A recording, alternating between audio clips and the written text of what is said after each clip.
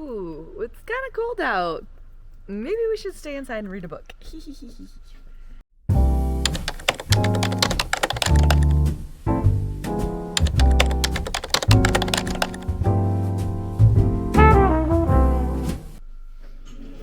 Hello!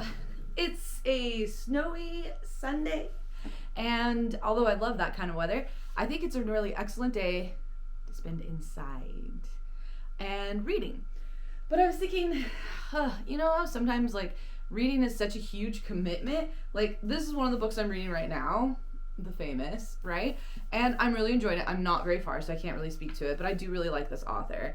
But this is like, dude, this is like a 542 page commitment. That is a lot of commitment, right? I'm a multi-reader. I'm also reading These Violent Delights, and this is also a ginormous commitment. This one is 439, and I don't usually read the last page, but because a lot of times I like to mark like when the reader's guide starts and everything, I did that, and it says to be continued. What? I did not agree to that when I first started this book. I mean, that's my own ignorance, but still, that means there's more. So this is a huge commitment. Anyway, so I went and looked through my bookshelves, and I was like, let me find some around 200-ish and under book recommendations, because gosh, don't we all just need that sometimes?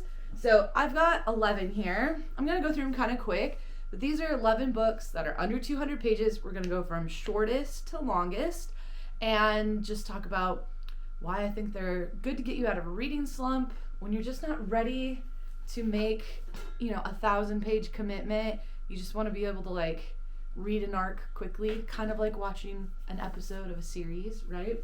Rather than like 8 seasons.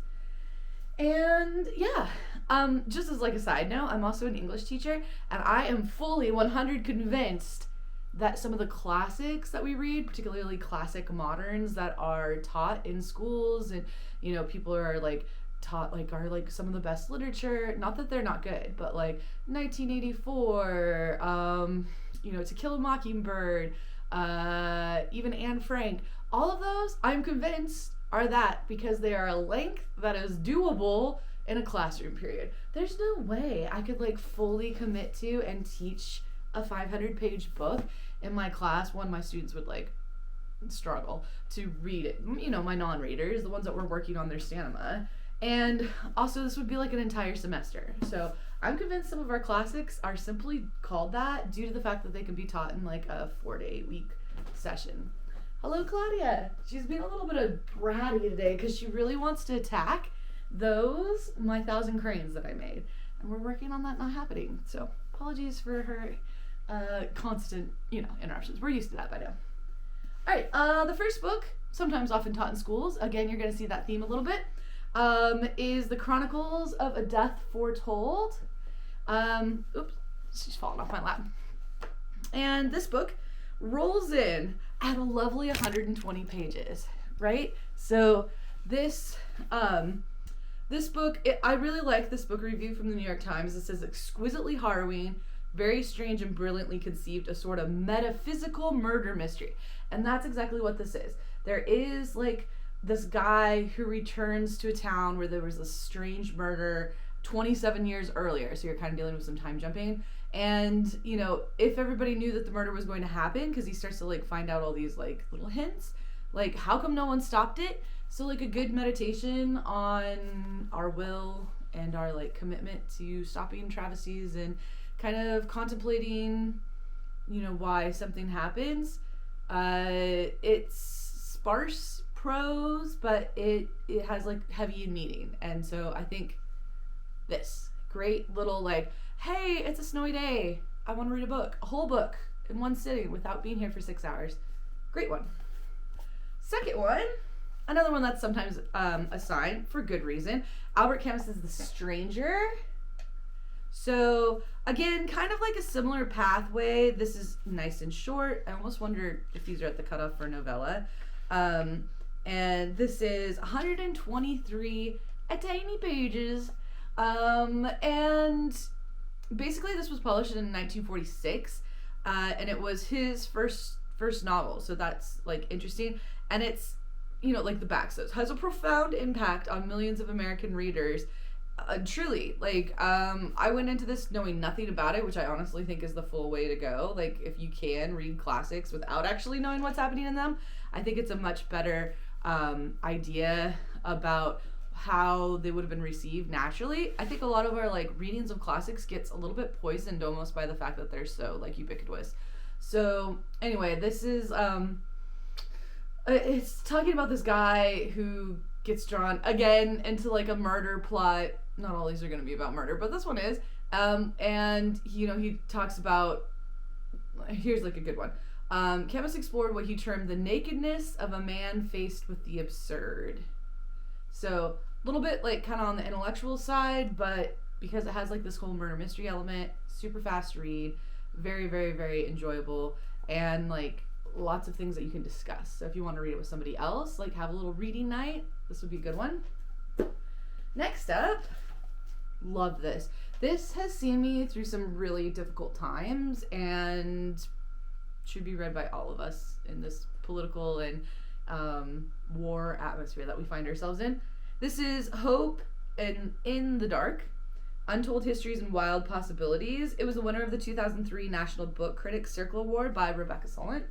And basically this is like a collection of sort of like vignettes almost, talking about how during cultural and political, like, pessimism, this is like a defense about how hope is what's necessary to get us through these tumultuous times.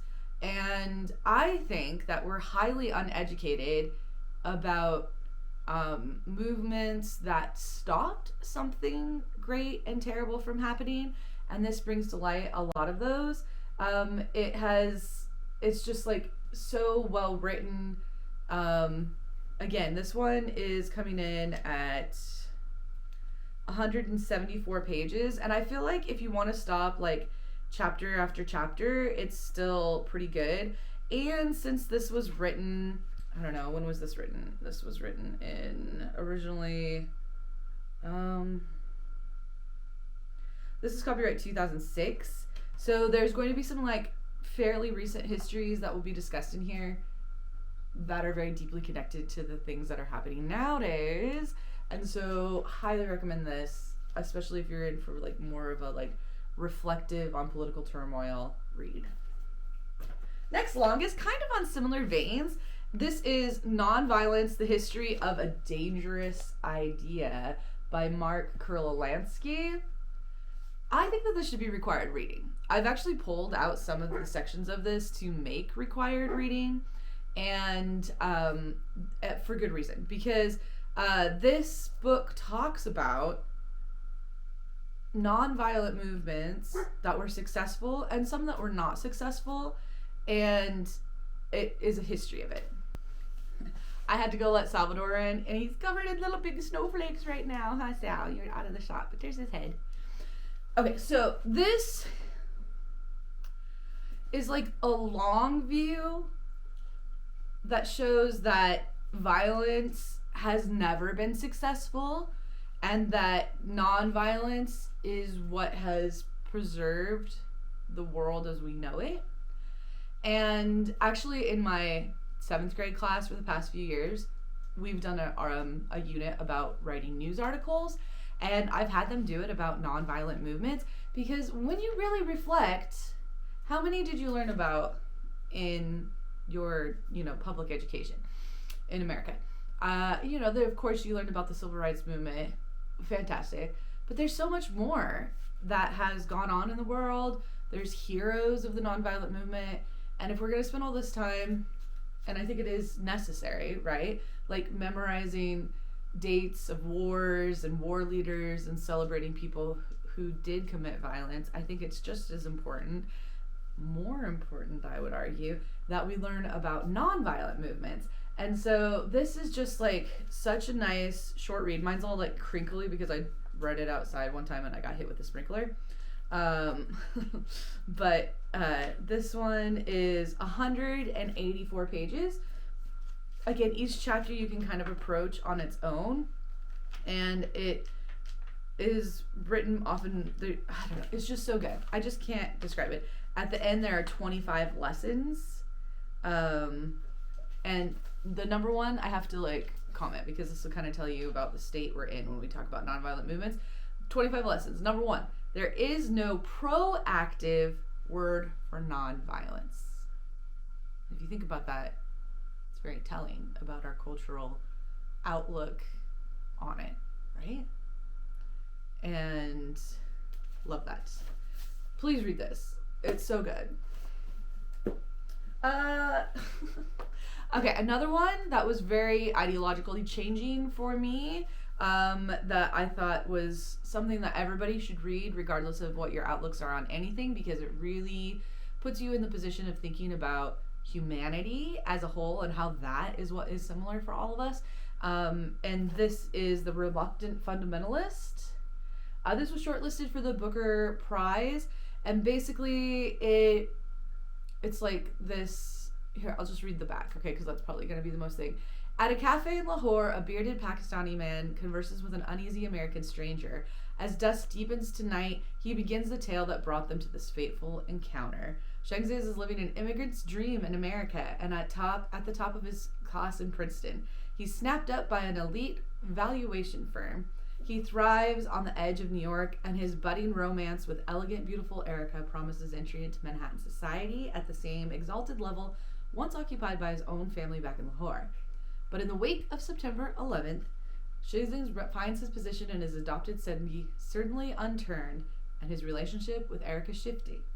As Shannon's own identity and the seismic shifts as well, unearthing allegiances more fundamental than money, power, and maybe even love.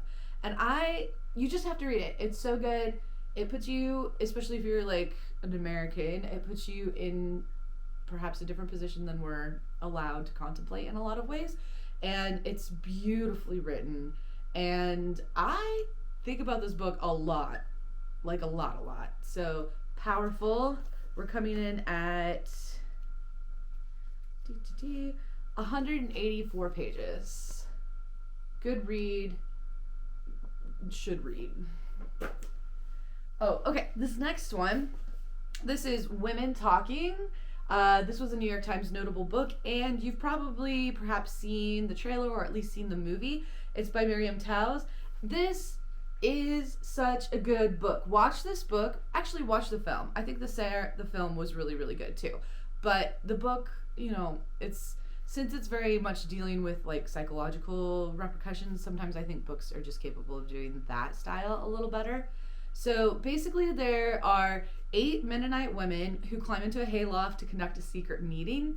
And over the past 2 years in their colony, these women and more than 100 girls have been repeatedly and violently attacked by what at first people were like saying were like demons coming to punish them for their sins. They would like wake up and know that they had been attacked. There'd be signs that there had been physical abuse.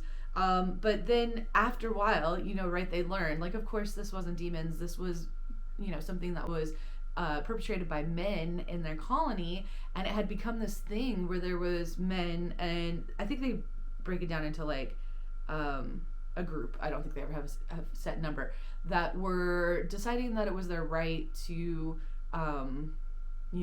drug them and then rape them. And people of all ages, by the way, like children. And since their society is like a patriarchy in a very strict like religious sect, they are often sometimes trying to excuse what happens to them, or like are uncertain how to protect themselves from the men in the community. And they have this meeting with one man who can write, that they trust, to write things down and about if they should leave or not.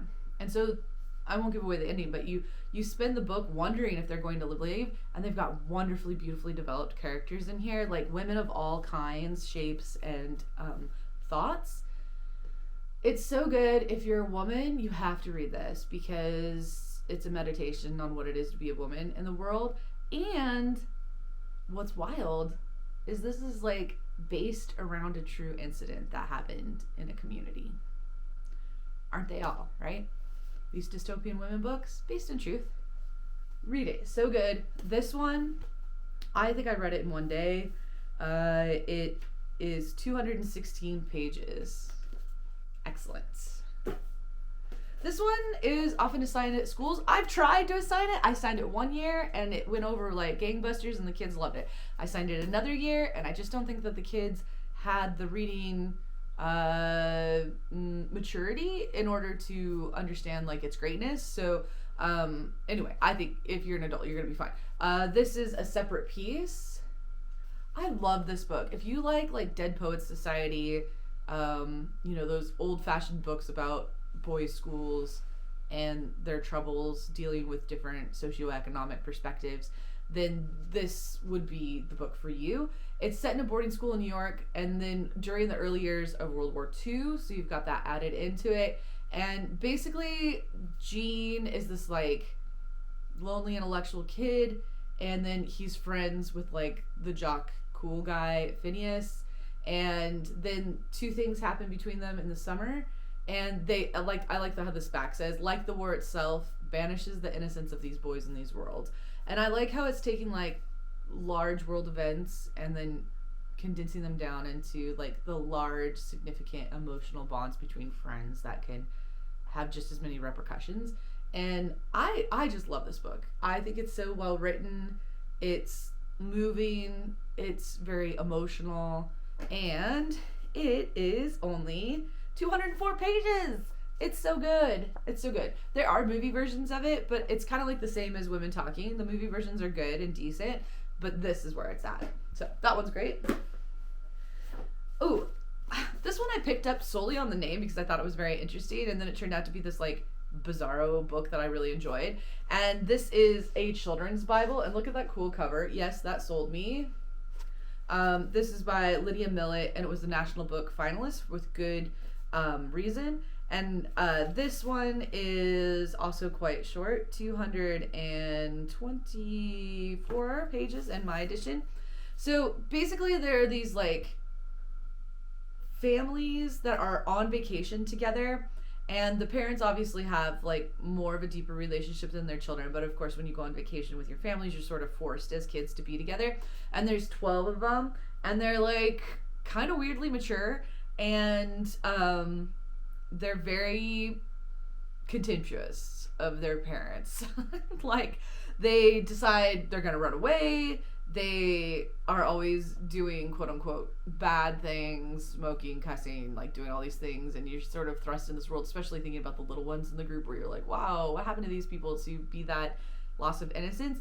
And so then they decide to run away, and then there's this storm that happens, and basically the storm and like the physical things that happen, which are very like, whoa, something semi-apocalyptic is happening in the world. Perhaps it is kind of told through the lens of young people, so you can't quite be sure.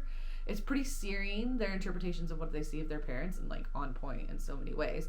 But it really talks about like this generational divide and like how that affects us as just plain human beings and our relationships with each other, and that like loss of innocence when you get to the age where you realize your parents don't really know everything. So super good. Voted one of the New York Times 10 best books of the year. I'd never heard of it. I looked at the cover, I thought the title was cool, and I picked it up and I read it really quickly, and it was so good. And a weird read, but a good read. And this is 224 pages. This one I actually found on a shelf at my school because they used to assign it. Some other teacher used to assign it, and I was like, I've never read that. I should read this. And there is a movie, and the movie version is like so good. It's True Grit by Charles Portis, and so good. Like, I read the book before I saw the film, and I do recommend that. And this book is just, has such a strong narrative voice. This is a true Western. Maddie Ross, she's 14 years old. She has to, she wants to have revenge for her father's death.